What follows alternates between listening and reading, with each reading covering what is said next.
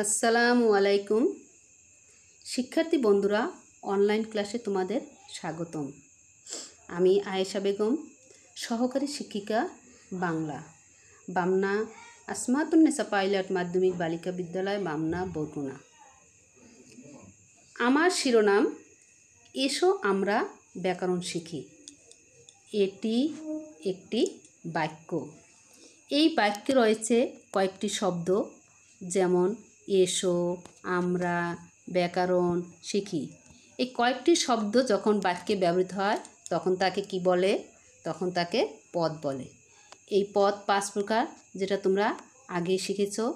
পদের একটি অংশ ক্রিয়া। এই ক্রিয়া সম্পাদনের জন্য কারো কর্তৃত্ব দরকার, কোনো বস্তু, ব্যক্তি, স্থান, কাল বা আধারের দরকার। এভাবে কোনো ক্রিয়া সম্পাদনের যার বা যা কিছুর কোনো না কোনো সম্পর্ক ক্রিয়ার সাথে বর্তমান থাকে, সেই সম্পর্কের সমষ্টিগত নাম কি?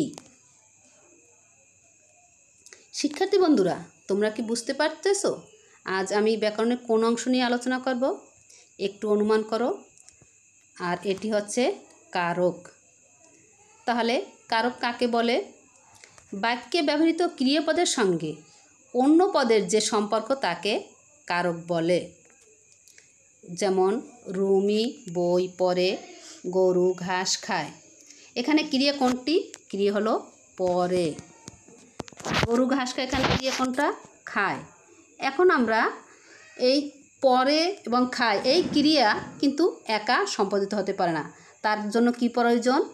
এই বিশেষ্য পদের প্রয়োজন। যেমন বিশেষ্য, এখানে গরু, রুমি, কারো না কারো কর্তৃত্ব প্রয়োজন হয়েছে। এই বিশেষ্যর সাথে ক্রিয়ার যে সম্পর্ক, আর এই সম্পর্কটাই হচ্ছে কি? কারক। কারক কত প্রকার? কারক 6 প্রকার। যেমন কর্তৃকারক, কর্মকারক, করণকারক, সম্প্রদান, অপাদান, অধিকরণ। কারক আমরা চিনব কীভাবে? আমরা এর আগে যে বলছি যে গরু ঘাস খায়, রুমি বই পড়ে, এই যে পড়ে বা খায় এই ক্রিয়ার কাছে আমরা কি কি প্রশ্ন করব? কি, কি দিয়ে, কাকে, কোথা থেকে, কোথায়, কোথা থেকে, কখন, এসব প্রশ্ন করে কারক নির্ণয় করা যায়। কারক জানার আগে আমরা বিভক্তি সম্পর্কে জেনে নিই, যেহেতু কারক নির্ণয় করতে হলে বিভক্তির প্রয়োজন। তাহলে বিভক্তি কাকে বলে? বাক্যে ব্যবহৃত পদগুলির সাথে সম্পর্ক স্থাপনের জন্য যেসব অর্থহীন বর্ণ বা বর্ণ সমষ্টি শব্দের শেষে যুক্ত হয় তাকে বিভক্তি বলা হয়। যেমন পাগলে কিনা বলে। এই পাগলে, পাগল যোগ এ, এখানে এই এ বিভক্তিটাই হলো কারক বিভক্তি। এই যে এটা, এই বিভক্তি আবার 3 প্রকার: শব্দ বিভক্তি, ক্রিয়া বিভক্তি, কারক বিভক্তি। আমরা যেহেতু কারক বিভক্তি পড়ব তাই কারক বিভক্তি সম্পর্কে জেনে নিই। বাক্যে ব্যবহৃত শব্দে যখন বিভক্তি যুক্ত হয় তখন তাকে কারক বিভক্তি বলে। কারক বিভক্তি 7 প্রকার, যথা প্রথমা বা শূন্য, দ্বিতীয়া, তৃতীয়া, চতুর্থী, পঞ্চমী, ষষ্ঠী, সপ্তমী। বিভক্তি এর একবচন ও বহুবচন রয়েছে। বিভক্তির ছকটি হলো: প্রথমা বিভক্তি একবচনে শূন্য অ, দ্বিতীয়া কে রে, তৃতীয়া দ্বারা দিয়া কর্তৃক, চতুর্থী কে রে, পঞ্চমী হতে থেকেছে, ষষ্ঠী র এর, সপ্তমী এ অ তে। এখন আমরা কর্তৃকারকে যাই। কর্তৃকারক কি? যে কোনো বাক্যে ক্রিয়া সম্পাদন করে, কোনো বাক্যে যে ক্রিয়া সম্পাদন করে তাকে কর্তৃকারক বলে। মানে যে প্রধান, একটা বাক্যে যে প্রধান থাকে সেই হলো কর্তৃকারক। যেমন গরু ঘাস খায়, আমরা বল খেলি। এখন আমরা কর্তৃকারক কীভাবে বুঝবো? যে ক্রিয়ার কাছে এই যে খায়, খেলি, এখানে আমরা প্রশ্ন করব। ক্রিয়ার কাছে তোমরা জানবা যে কে বা কারা প্রশ্ন করলে যে উত্তর পাওয়া যাইবে তাকে কর্তৃকারক বলে। যেমন এখন ক্রিয়ার কাছে প্রশ্ন করি যে কে খায়, গরু খায়। কারা খেলে, আমরা বল খেলি, আমরা। এই কে বা কারা প্রশ্ন করলে যেটা পাই সেটাই কর্তৃকারক। এই কর্তৃকারক আবার 4 প্রকার, যেমন মুখ্যকর্তা, প্রযোজককর্তা, প্রযোজ্যকর্তা, ব্যতিহারকর্তা। আমরা এমন একটা বাক্য বলবো যে বাক্যে আমরা কয়টা কর্তৃকারক দেখব। যেমন রানা বই পড়ে, শিক্ষক ছাত্রদের ব্যাকরণ পড়াচ্ছে এবং পণ্ডিতে পণ্ডিতে তর্ক করছে। এখানে এই রানা হলো কি কারক? মুখ্যকর্তা, মুখ্যকর্তা কারক। মুখ্যকর্তা কাকে বলে? যেখানে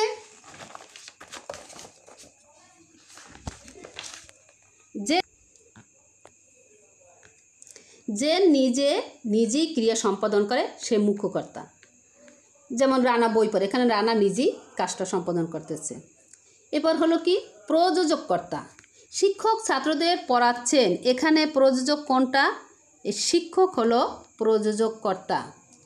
কারণ এখানে প্রযোজক হলো মুখ্যকর্তা, মূল কর্তাকে শিক্ষক। এই মূল কর্তা যখন অন্যকে দিয়ে কোনো কাজ করায় তখন তাকে প্রযোজককর্তা বলে। যেমন শিক্ষক ছাত্র পড়াচ্ছেন, শিক্ষক কিন্তু পড়ছে না, পড়াচ্ছেন ছাত্রদের, তাহলে এই শিক্ষক হলো প্রযোজককর্তা। প্রযোজ্যকর্তা, মূল কর্তার করণীয় কাজ যাকে দিয়ে সম্পাদিত হয় তাকে প্রযোজ্যকর্তা বলে। এখানে প্রযোজ্য কোনটা? ছাত্রদের।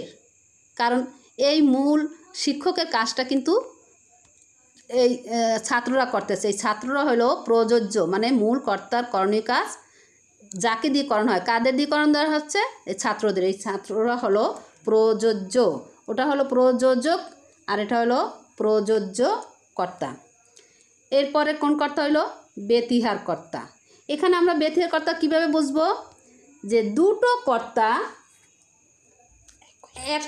একত্রে একই জাতীয় ক্রিয়া সম্পাদন করে তাকে ব্যতিহারকর্তা বলে। যেমন পণ্ডিতে পণ্ডিতে তর্ক করছে, বাঘে মহিষের এক ঘাটে জল খায়। বাঘ আর মহিষ দুটো কর্তা, পণ্ডিত পণ্ডিত দুটো কর্তা, কিন্তু কাজ করতেছে একই কাজ, তর্ক করছে আর ওখানে এক ঘাটে জল খাচ্ছে। তাহলে আমরা কি বুঝবো? যে দুটো কর্তা যখন একই জাতীয় ক্রিয়া সম্পাদন করে তখন তাকে ব্যতিহারকর্তা বলে। এছাড়া বাচ্যাংশের কর্তা 3 প্রকার। কর্মবাচ্যের কর্তা, যেমন পুলিশ দ্বারা চোর ধৃত হয়েছে। এখানে পুলিশ হইল কর্তা আর চোর হইল কর্ম, কিন্তু কর্মবাচ্য কর্তা বলা হয়েছে কেন? কারণ পুলিশ যখন চোর ধরে তখন সবার চোরকে দেখার প্রতি আকৃষ্ট থাকে, তখন পুলিশকে কেউ দেখছে না। তাহলে চোর এই কর্মটাই, এই চোর এই কর্ম এটাই কর্মবাচ্যর কর্তা হিসেবে এই করতেছে। এই জন্য বলছে, কারণ চোরের প্রতি প্রাধান্য দেওয়া হয়েছে, মানে কর্মের প্রতি প্রাধান্য দেওয়া হয়েছে, এই কারণে কর্মবাচ্যর কর্তা বলা হয়েছে। ভাববাচ্যর কর্তা, আমার যাওয়া হবে না। এখানে কোনটার প্রতি জোর দেওয়া হয়েছে? এই যে যাওয়া, এই যাওয়ার প্রতি প্রাধান্য বেশি দেওয়া হয়েছে। ক্রিয়া, যাওয়া মানে ক্রিয়া, কারণ ক্রিয়ার প্রতি বেশি প্রাধান্য দেওয়া হয়েছে, এই জন্য এটা হলো ভাববাচ্যকর্তা। ভাববাচ্যকর্তা আমরা কীভাবে বুঝবো? যে ক্রিয়াকে বেশি প্রাধান্য দেওয়া হবে। এবার হলো কর্মকর্তৃবাচ্যকর্তা। কর্মকর্তৃবাচ্য কীভাবে? যে এখানে বাঁশি বাজে ওই মধুর লগনে, কলমটা লেখে ভালো। এখানে এই বাঁশি বাজে, এই বাঁশিটা হইল কর্মকর্তৃবাচ্য। কীভাবে বুঝবো? এখানে কর্তা উজ্জ্বল, যে বাঁশি বাজায় সে এখানে নাই, কিন্তু বাঁশিটা এই কর্মটাকেই এখানে বেশি প্রাধান্য দেওয়া হয়েছে। কর্মপদে এখানে কর্তা হিসেবে কাজ করছে, এই কারণে এটা হলো কর্মকর্তৃ। ওটাও কর্মবাচ্যের কর্ম প্রাধান্য, কিন্তু ওখানে কর্তা আছে আর এখানে কর্তা থাকবে না, কিন্তু কর্মটাই কর্তা হিসেবে কাজ করছে, এই জন্য কর্মকর্তৃবাচ্য কর্তা। এরপর আমরা আসি কর্মকারকে। কর্মকারক যাকে আশ্রয় করে কর্তা ক্রিয়া সম্পন্ন করে তাকে কর্মকারক বলে। আমরা আগেই বলছি যে কর্মকারক চেনার উপায় হলো কি কি কি বা কাকে প্রশ্ন করলে আমরা কর্মকারক চিনতে পারি।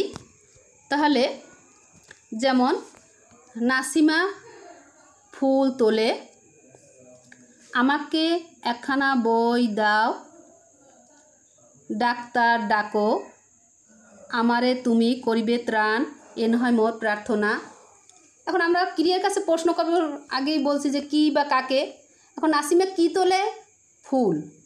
আমাকে কি দাও? বই। এই ক্রিয়ার কাছে কিন্তু কি বা কাকে, এবং কাকে ডাকো? ডাক্তার ডাকো। এখানে ডাক্তার কর্ম হইল কিভাবে? যে বলছে যে ডাক্তার ডাকো সে হলো কর্তা, আর কাকে ডাকো? ডাক্তার ডাকো। তাহলে আমরা ক্রিয়ার কাছে কি বা কাকে প্রশ্ন করলে যেটা পাবো সেটাই হলো কর্মকারক। এবার আমরা করণকারকে আসি। করণ শব্দটির অর্থ যন্ত্র, সহায়ক বা উপায়। ক্রিয়া সম্পাদনের যন্ত্র বা উপকরণ সহায়ককেই করণকারক বলে।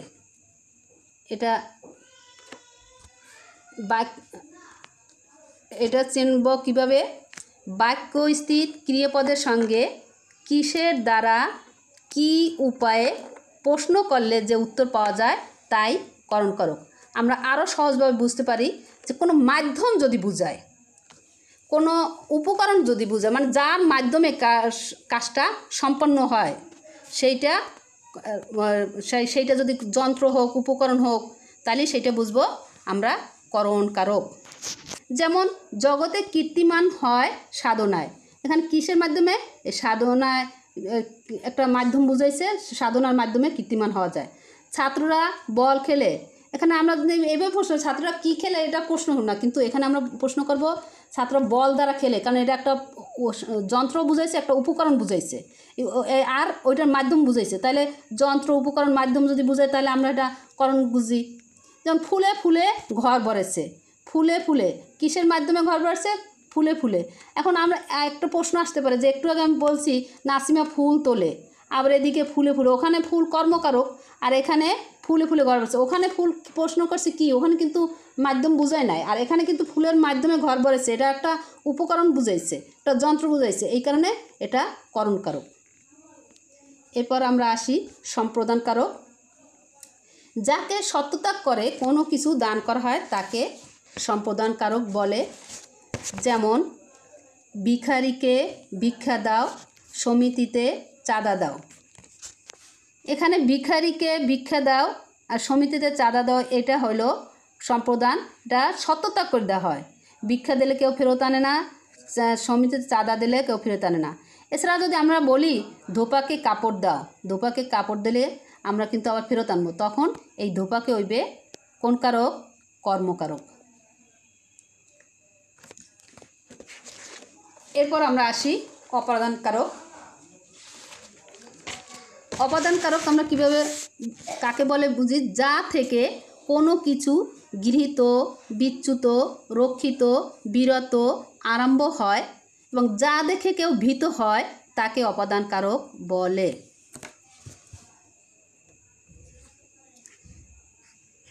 এখন চেনার উপায়, বাক্যস্থিত ক্রিয়াপদের সঙ্গে কোথা হতে প্রশ্ন করে অপাদানকারক পাওয়া যায়।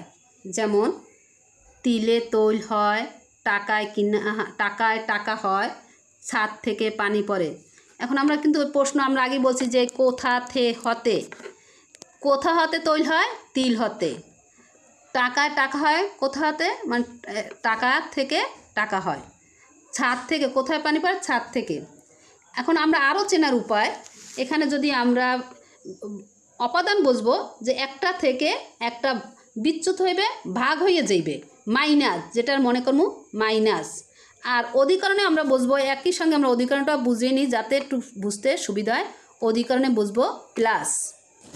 মাইনাস থাকলে মানে মাইনাস বুঝবা, ওখানে তো চিহ্ন থাকবে না, ওখানে নিজে বুঝবা যে একটা থেকে একটা ভাগ হয়ে আর একটা সৃষ্টি হওয়া। আর অপাদান, অধিকরণ, এটা হলো অপাদান, একটা থেকে ভাগ হইয়া আর একটা সৃষ্টি হওয়া, মানে মাইনাস ভাগ হয়ে, তাইলে মনে করবা এটা অপাদান। অধিকরণ একটা থেকে একটা জায়গাটা জায়গায় থাকবে, তাহলে সেটা হইলো অধিকরণ।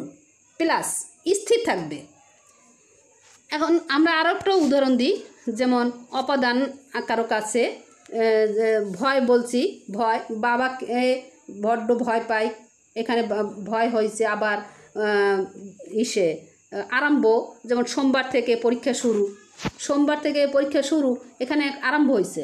আবার যদি আমরা মনে করি সোমবার স্কুল বন্ধ, তখন কিন্তু সময় বুঝাইছে, তখন আবার বলবো যে সোমবার, এই সোমবার হবে অধিকরণ, কারণ ওখানে আর আরম্ভ বুঝায় না।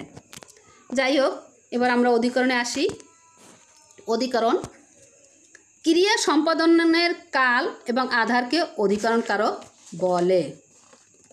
যেমন প্রভাতে সূর্য ওঠে, এখানে প্রভাতে কি মানে প্রশ্ন করব কি কাছে, কখন সূর্য ওঠে? প্রভাতে। প্রভাতে হলো অধিকরণ কারক। অধিকরণ কারক আবার 3 প্রকার: কালাধিকরণ, আধারাধিকরণ, ভাবাধিকরণ। যদি কোনো ক্রিয়াবাচক বিশেষ্য অন্য ক্রিয়ার কোনরূপ ভাবের অভিব্যক্তি প্রকাশ করে তাকে ভাবাধিকরণ বলে। ভাবাধিকরণ সর্বদাই সপ্তমী বিভক্তি প্রয়োগ হয়। এই অবজেক্টিভটা প্রায়ই আসে যে ভাবাধিকরণ সর্বদাই কোন বিভক্তি প্রয়োগ হয়? সপ্তমী বিভক্তি প্রয়োগ হয়। আর এই সপ্তমী বিভক্তি প্রয়োগ হয় বলে একে ভাবে সপ্তমী বলে। যেমন সূর্যোদয়ে অন্ধকার দূর হয়, কান্নায় শোক মন্দীভূত হয়। আধারাধিকরণ আবার 3 ভাগে বিভক্ত: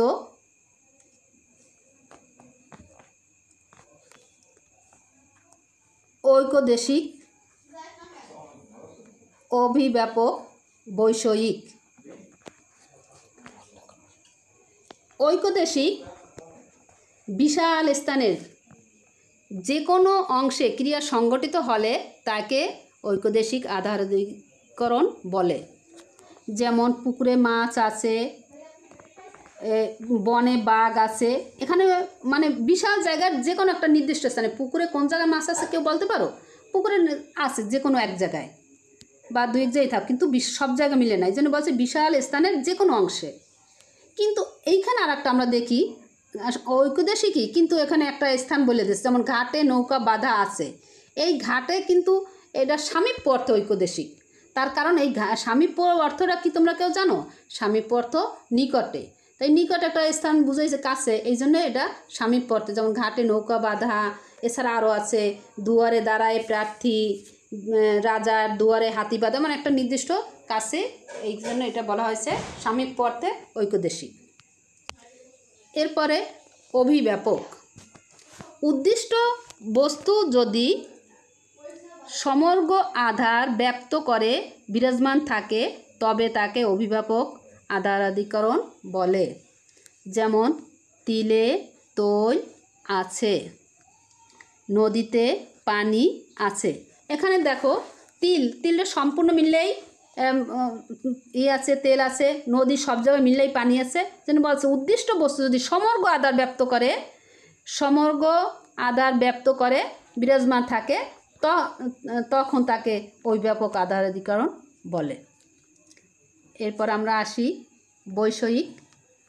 বিষয় বিশেষ বা কোনো বিশেষ গুণে কারো কোনো দক্ষতা থাকলে সেখানে বৈষয়িক অধিকরণ হয়। যেমন রাব্বি অঙ্কে কাঁচা, আমাদের সেনারা যুদ্ধে অপরাজেয়। এখানে বিষয় বুঝাইছে, যেমন রাব্বি অঙ্কে কাঁচা, কিন্তু ব্যাকরণে বলা হয় ব্যাকরণ ও অঙ্কে এই বিষয়টা হইল বৈষয়িক। অধিকরণে আবার অনুসর্গ ব্যবহার হয়। যেমন ঘরের মধ্যে কে রে তোমার আসন পাতিব হাটের মাঝে, এটা হলো অধিকরণ। আমি তোমাদের আগে একটু বলতে চেয়েছিলাম, বলতে পারি নাই। এই যে কারক, এটা কিন্তু তোমাদের একটা গুরুত্বপূর্ণ অধ্যায়, যা তোমরা সপ্তম শ্রেণী থেকে দশম শ্রেণী পর্যন্ত পাবে। এছাড়া উচ্চ মাধ্যমিক এবং বিশেষ পরীক্ষা পর্যন্ত এই কারকটা তোমাদের দরকার। তাই তোমরা ধৈর্য মনোযোগ সহকারে এটা খেয়াল করবে। তো আজকে এই পর্যন্তই। সবাইকে স্বাস্থ্যবিধি মেনে চলার জন্য বলছি এবং সবাই ভালো থাকো। আল্লাহ হাফেজ।